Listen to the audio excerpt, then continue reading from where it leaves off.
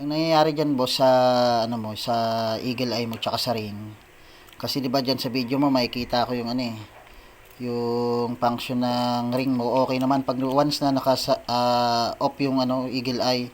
Kasi isang way lang siya pag kumanan ka. So yung kuryente dito lang siya eh. So yan, diretso na kagad sa ring.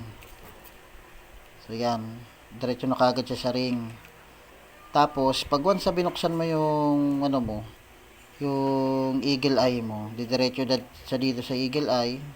So papailawin niya na yung eagle eye, tapos kasabay niyang papailawin yung ring kasi meron siyang supply dito sa 30 tapos papunta dito sa 87A. So yan, didiretso rin siya dito sa ring.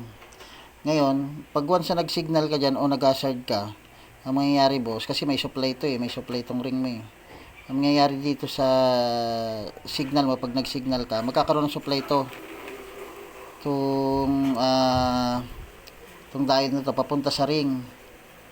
Eh dahil nga nakabukas na yan, kasi kasabay siya ng eagle eye, nakabukas na yan, parang hindi niya nalalabanan yung kuryente galing dito sa ano na to, sa park light sa eagle eye. So kasi nakabukas na tong ring, di ba? Yung supply nandito na siya eh, diretso na siya diyan eh. Pag once na nag-signal ka, maglalaban yung signal mo tsaka yung kuryente ng ring.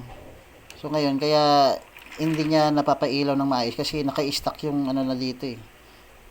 Yung kuryente, may supply siya ng kuryente. So yan, kaya ganun na nangyayari. Kaya hindi siya gaano kumukurap kasi nag-aagawan eh o naglalaban yung signal tsaka yung part ng ring.